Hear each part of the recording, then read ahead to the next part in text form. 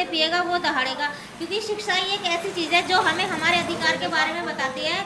वीर सुरा टाइम से आज मौजूद हूँ शिव बिहार के प्रेम बिहार में, जो बहुजन समाज पार्टी द्वारा बाबा साहब की 66वां परिनिर्वाण दिवस मनाया जा रहा है। यहाँ सैकड़ों की संख्या में मेरे साथ लोग मौजूद हैं और बाबा साहब की जो विचारधारा थी, बाबा साहब का जो सपना था अंधविश्वास और पाखंडवाद को दूर करना, और बाबा साहब जो चाहते थे, इस तरह वक्ताओं ने एक सवाल किया। मेरे साथ मौजूद हैं बसपा की वरिष्ठ कार्यकर्ता रजनी सूर्यवंशी जी, मैं उनसे बात करूँगा। मैडम, आज आपके यहाँ बाबा साहब के परिनिर्वाण दिवस मनाया गया, किस विषय पर चर्चा की गई?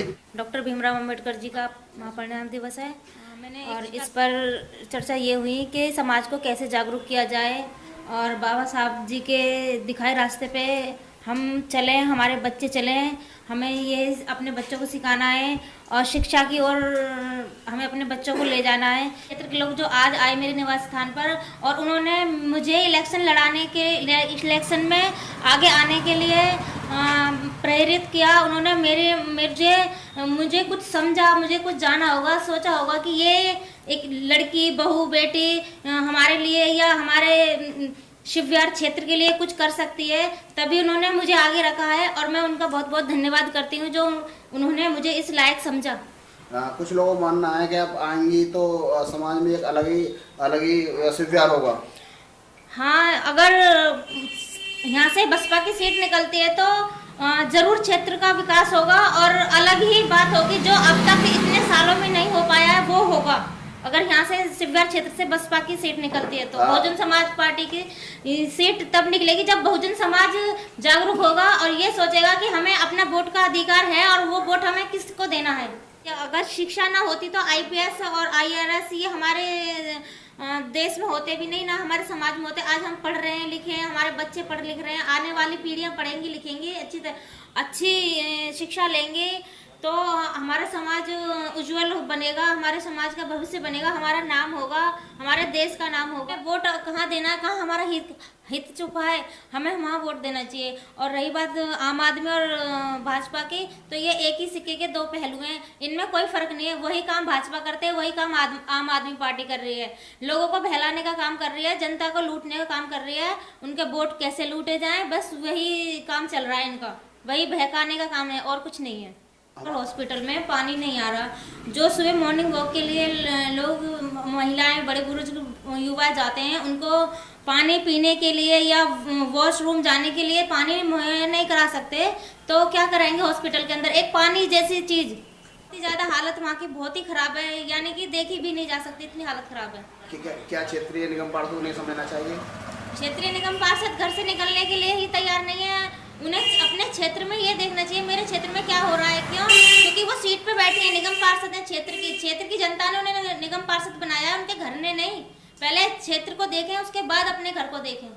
अगर बाबा साहब ना होते तो आज ये महिलाएं जो IRS या मंत्री या CM बनती हैं या राष्ट्रपति तक महिलाएं बनी हैं, तो ये सब बाबा साहब के संविधान के बदौलत हुआ है। क्योंकि बाबा साहब ने संविधान में सबके लिए हक बराबर दिए हैं, इसमें पुरुष हो, महिलाएं हो, सबके लिए बराबर है, कोई किसी के लिए कम ज्यादा अधिकार नहीं, सबके अधिकार बराबर हैं। बाबा साहब का यही संदेश है। बाबा साहब ने कहा था कि भाई हमारी मूर्तियों को मत पूजो, हमारी मूर्तियों को ना पूज करके आप संविधान को जानने की कोशिश करो और संविधान को मानने की कोशिश करो, और यदि संविधान में दिए हुए आपके अधिकार आप लेना चाहते हो तो उसके लिए आपको सत्ता पे परिवर्तन करना पड़ेगा, सत्ता पे काबिज होना पड़ेगा, ये बाबा साहब ने कहा।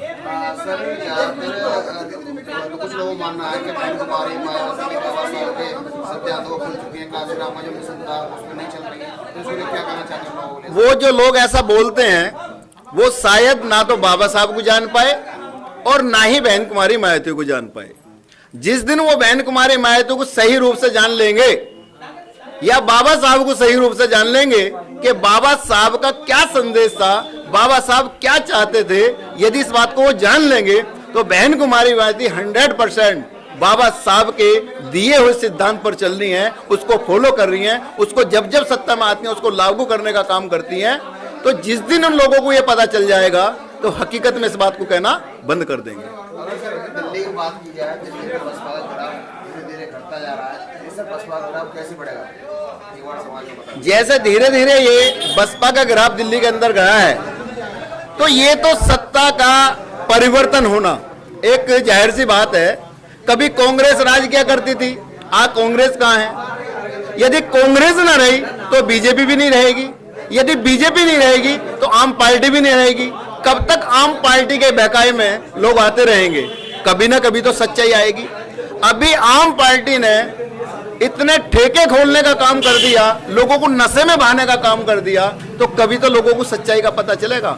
और जैसे ही सच्चाई का पता चलेगा तो फिर एक ही विकल्प बचता है, कांग्रेस भी देख ली, आम पार्टी भी देख ली, बीजेपी भी देख ली, अगर कोई बचता है तो बचता है बहुजन समाज पार्टी। तो बहुजन समाज पार्टी में जब समाज के तमाम लोग, तमाम बीएसपी के कार्यकर्ता मेहनत से काम करेंगे तो बहुजन समाज पार्टी का ग्राफ धीरे धीरे ऑटोमेटिक बढ़ जाएगा। अनिल गौतम जी, अगर बात की जाए बसपा के लोग धरना प्रदर्शन नहीं कर पाए, क्या कहेंगे इसको लेकर? कैसे दिल्ली में सरकार बना पाए, कैसे अपने पार्टी को जिता पाएंगे? धरना प्रदर्शन करने का कोई भी औचित्य नहीं है। बाबा साहब ने कभी सलाह नहीं दी थी कि आप धरना प्रदर्शन करो, और धरना प्रदर्शन का आपको औचित्य रहा भी नहीं है, क्योंकि आपने देखा होगा कि लगभग 12-14 महीने धरना प्रदर्शन लोग लगातार देते रहे, लेकिन इस देश की सरकार ने कभी उनकी बात को नहीं माना। आज जाकर कही थी उस बात को माना है, तो अपनी सत्ता को काबिज करने के लिए, लोगों को बहकाने के लिए, लोगों का वोट लूटने के लिए, और जैसी सत्ता उनकी आएगी वो फिर उसी कानून को लेकर के आ जाएंगे। सर क्या लगता है इस बार दिल्ली में बसपा कितनी सीटों पर चुनाव लड़ा रही है सर? बसपा टोटल सीटों पे चुनाव लड़ाएगी। इस बार बसपा बड़ी मजबूती में है।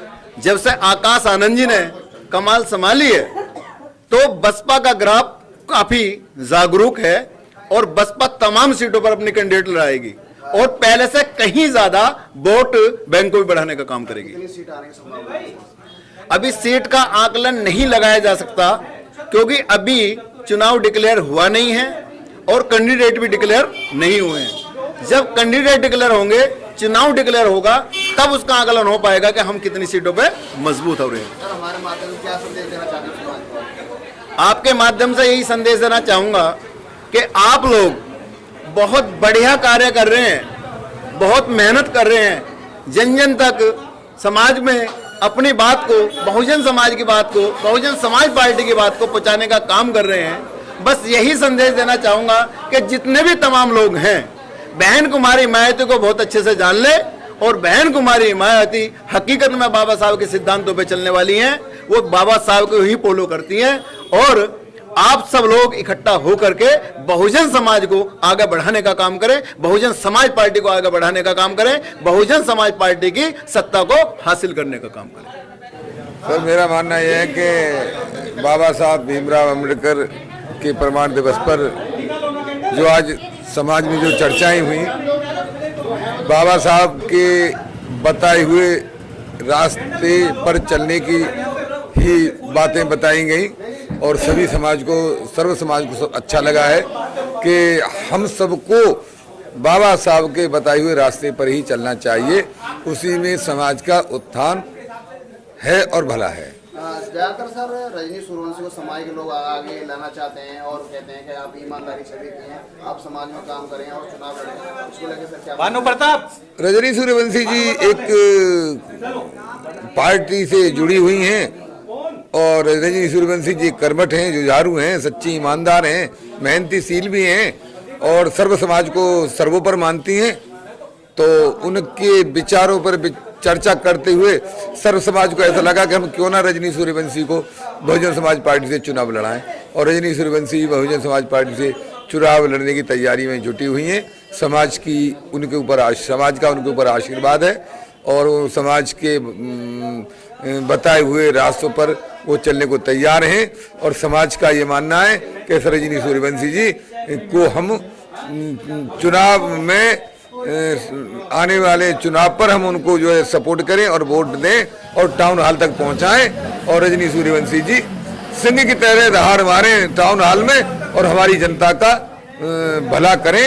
और हमारा यही गर्व है, यही हमारा घमंड है। रजनी सूर्यवंशी जी का ये कहना है कि मैं, अगर मुझे समाज टाउन हॉल तक पहुंचाता है तो मैं पूर्ण रूप से समाज के कार्यरत हो जाऊंगी और पूरा समाज का साथ दूंगी और हर समाज के हर परेशानी को दूर करने की मैं कोशिश करूंगी। अगर सर बात करें, हमारे क्षेत्र में एक बड़ा हॉस्पिटल माना जाता है और 2 महीने से लगातार पानी नहीं आ रहा, वो किसकी गलती हो सकती है? सर इसमें तो आज की तारीख में तो